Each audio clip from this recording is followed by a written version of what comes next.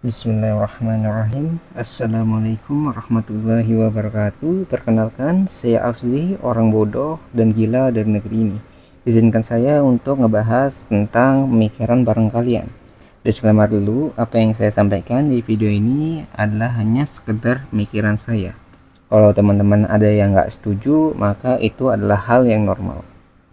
Kita mulai masuk ke topik pembahasan, yaitu sugesti adalah kekuatan pikiran.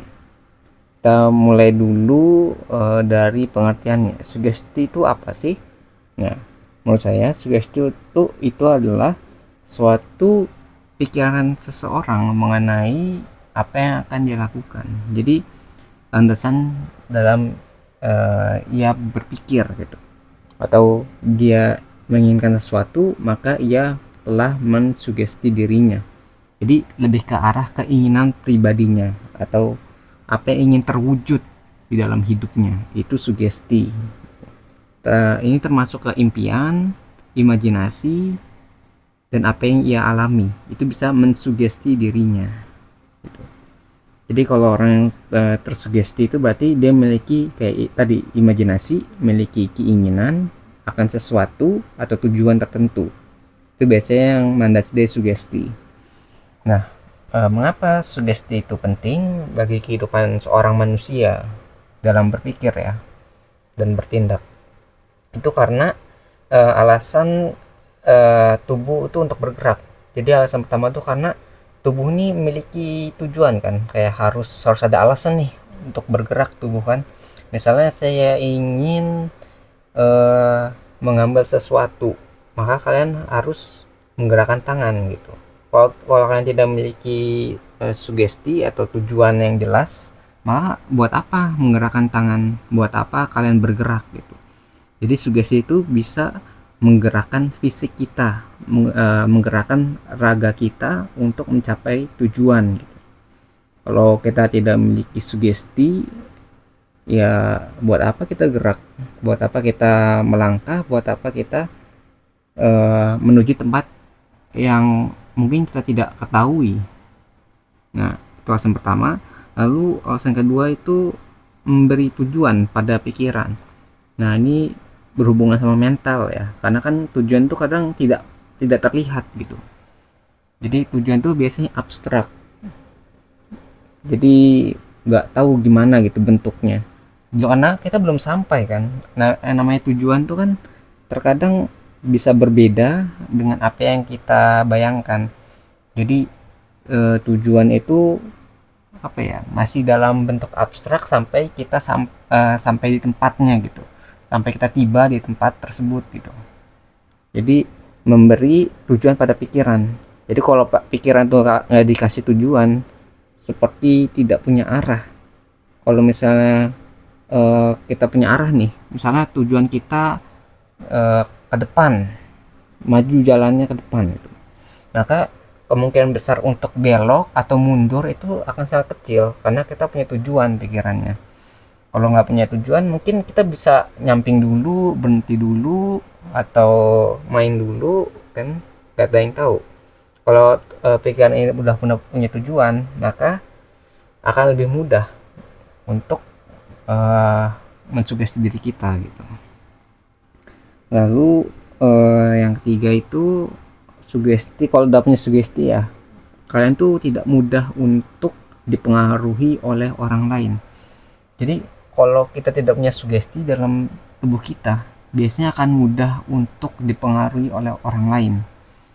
Jadi kan kalau misalnya sugesti kan kayak tujuan nih, kita udah punya tujuan dalam hidup kita, maka kalau ada orang lain bilang wah ini pasti gagal nih, pasti nggak berhasil, nah biasanya kalau kita kosong nih, tidak punya sugesti dalam tubuh kita, kita biasanya ngikut orang lain. Wah ini pasti gagal juga nih, kita nggak bakal berhasil nih, pasti ikut orang lain, karena kita tidak punya sugesti yang kuat, tidak punya pendirian yang kuat untuk mempertahankan apa yang kita percayai.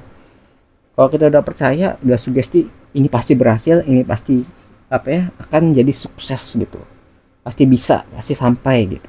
Walaupun kita gagal, setidaknya kita belajar. Itu sugesti seorang misalnya pengusaha gitu kan. Walaupun kalau misalnya ada banyak orang bilang wah ini mah nggak bakal berhasil, bakal gagal, bakal bangkrut misalnya usahanya, tidak peduli dengan hal tersebut, kita akan terus berjuang, kita akan terus berusaha tanpa memikirkan apa yang dikatakan orang lain gitu. Jadi kalau udah punya sugesti yang kuat, kita akan lebih mantap dalam bergerak gitu. Lalu masuk ke sifat dari sugesti. Sugesti itu menurut saya ada dua dua tipe ya. Jadi dia itu bisa sifatnya itu mendorong, ada yang menarik. Jadi kalau mendorong tuh gimana ya? Lebih ke contoh aja dah. Kalau yang mendorong tuh lebih ke arah ancaman sih menurut saya. Jadi kayak misalnya gini nih, ada situasi di mana kalian dikejar anjing. Kan kalian pasti akan fokus bagaimana caranya bisa lari secepat mungkin gitu. Lari menghindari kawanan anjing tadi yang mengejar Anda. Jadi sugesti Anda itu kalau kalian sudah lepas dari kejaran anjing, maka kalian aman. Itu akan fungsi sugesti tadi itu sebagai pendorong. Jadi dorongan itu kayak ancaman gitu. Kalau kita nggak melakukan ini, maka kita akan digigit gitu. Misalnya seperti itu.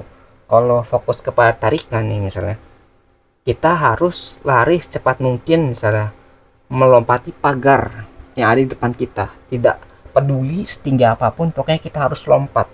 Nah, kalau yang tarikan ini gitu kan, jadi kalau misalnya kalau dorongan kan tadi fokus pada ancaman, kalau tarikan biasanya itu fokus pada tujuan. Kalau tujuannya tadi kan harus melompat setinggi mungkin untuk menghindari kejaran anjing gitu kan. Ada dua tuh, yang satu mendorong seperti ancaman, yang satunya lagi menarik, fokus pada tujuan.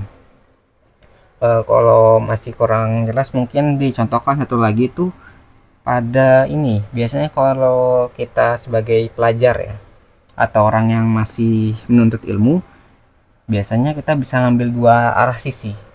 Jadi sugesti yang mendorong kita untuk belajar, ada yang sugesti ya untuk menarik kita belajar. Jadi ada dua nih. Kalau yang mendorong tuh sifatnya lebih ke arah kita ngeliat orang-orang gagal, orang-orang yang misalnya jadi pengangguran gitu. Biasanya kan orang yang pengangguran tuh tidak memiliki ilmu yang cukup. Nah, ketika kita melihat tadi itu biasanya sifatnya sebagai ancaman.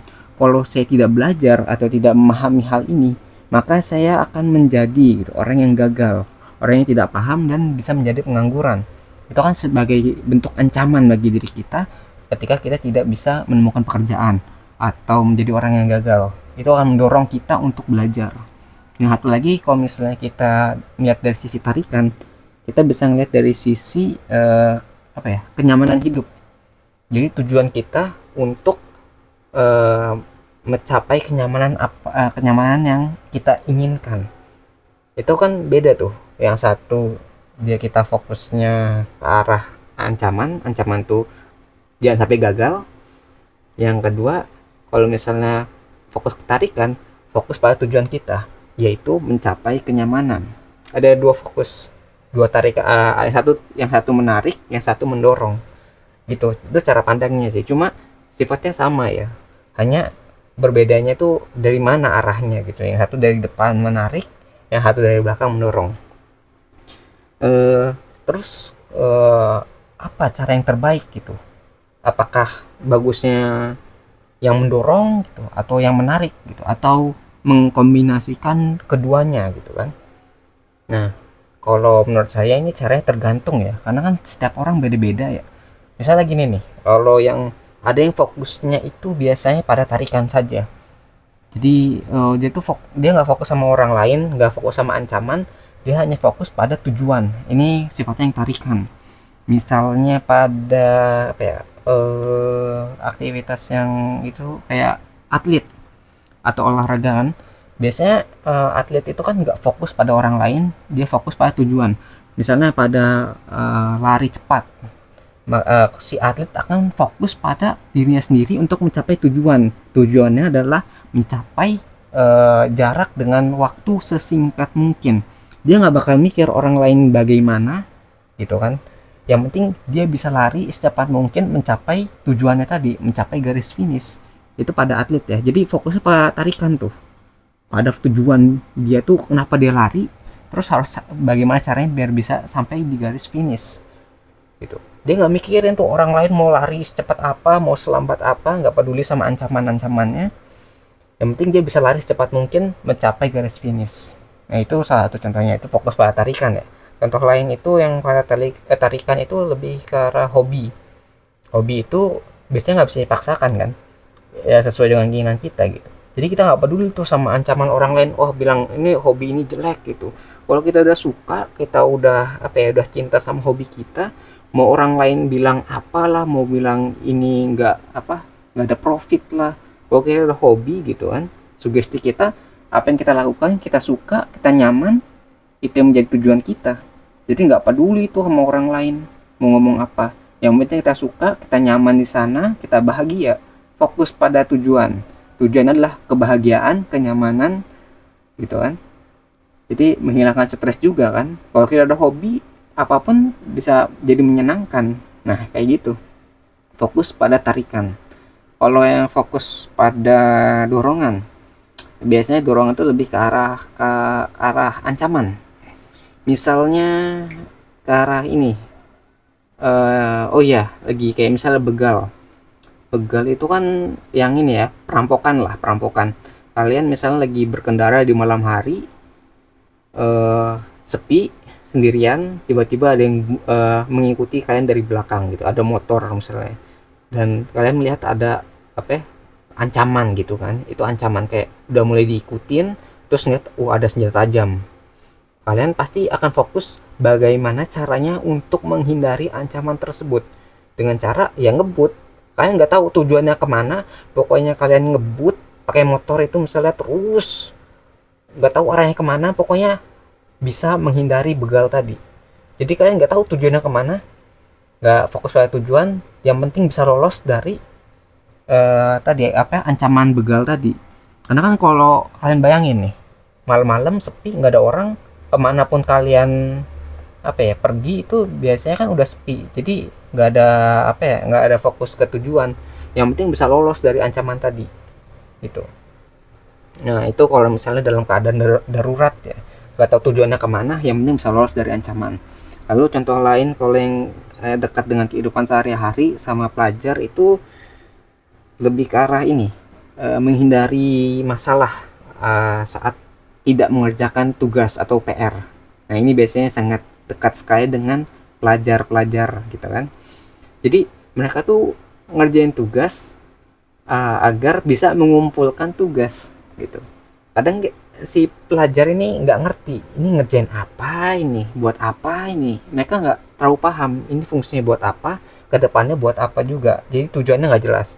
Yang penting pada saat itu dia bisa mengumpulkan tugas, mau bagaimanapun caranya dia mengerjakan, misalnya mau mencontek, mau nyari dari internet, mau apa ya, macam-macam lah, ada yang lihat dari apa ya, salinan-salinan atau kerjasama gitu kan, nggak masalah. Jadi pokoknya bagaimana caranya si pelajar ini dapat menghindari masalah ketika tidak mengerjakan tugas gitu.